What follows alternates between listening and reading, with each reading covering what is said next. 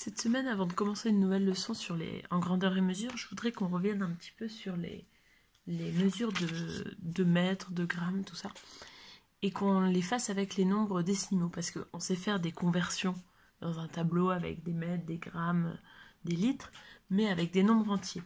L'intérêt de savoir les nombres décimaux, c'est parce qu'on en a besoin en fait tout le temps, en cuisine notamment. Si je prends le tableau des mesures de mètres, voilà, je fais 400 mètres. Donc 400 mètres. Je sais que je mets mon dernier zéro ici. Et ensuite, je mets tout devant.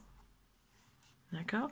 Si je veux savoir combien ça fait de kilomètres, je vais venir. Donc quand je lis mètre, je vais venir m'arrêter à mètre. Si je veux lire kilomètre, je vais venir m'arrêter à kilomètre. Alors, comme j'ai rien, je vais mettre un zéro. Et je vais mettre la virgule à kilomètre pour dire voilà, c'est les kilomètres. Combien de kilomètres ça fait? 0,400. On peut appeler aussi ça 0,4 km. Donc 400 mètres égale 0,4 km. Si je prends en grammes, alors dans les gâteaux on en a tout le temps besoin, on vous dit, pour se rendre compte, vous savez, vous faites, il vous faut 500 g de farine. Vous savez que vous allez faire plusieurs gâteaux pour une grande fête où il faut 500 g de farine. Combien ça fait de kilos? Combien de kilos il faut que j'achète? Hop, donc j'ai mis mes 500 g en bloquant un gramme. Je veux maintenant aller à kilogrammes. Je bloque là, pareil, si j'ai rien. 0, virgule. Donc je peux dire que 500 g, c'est égal à 0,5 kg. 0,5, on sait que c'est la moitié d'un kilo, on pourrait dire aussi un demi-kilo.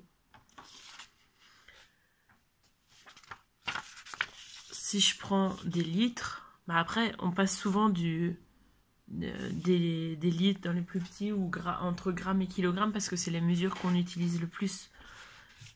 Si je prends des litres, par exemple on vous dit bah, tu fais une crème ou je sais pas, des yaourts, il faut mettre un demi-litre de lait, on va dire 0,5. Alors comment je vais mettre 0,5 litres dans mon tableau? 0,5 litres, donc je viens m'arrêter à litre, je sais que ma virgule elle va être là. Tout ce qui est devant la virgule, le nombre, la partie entière, elle vient devant dans les litres. Et la partie décimale, elle vient après, donc juste après. Donc 0,5 litres, c'est la même chose que 5 décilitres.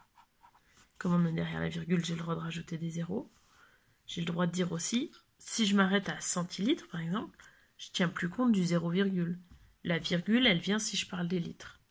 Donc c'est la même chose que 50 centilitres, ou bien que 500 millilitres. Ces conversions-là à faire, elles sont importantes parce que des fois sur vos verres doseurs, vous n'avez pas les mêmes doses. Des fois c'est en centilitres ou en millilitres. Et si vous mettez 5 centilitres au lieu de 5 millilitres, vous n'allez pas du tout avoir la même chose. On refait un dernier exemple. 12,8 litres. Donc je viens mettre, je veux des litres, 12,8 litres. Je m'arrête donc à litres. J'ai 12 parties entières, 12 litres. Donc je mets 12 litres, ça je sais le mettre. Et on sait que ce qui est derrière la virgule, c'est plus petit que l'unité. Ici, notre unité, c'est le litre, donc ça va être plus petit que le litre. Donc ça va être derrière les litres. Si jamais on nous dit, bah, je vais prendre des grammes, vu que j'ai encore de la place. Si on nous dit 12 grammes et 5 centigrammes, dans mon tableau, je viens placer grammes, 12 grammes. Ça, je sais le mettre. 12 grammes. Les centigrammes, ils sont là.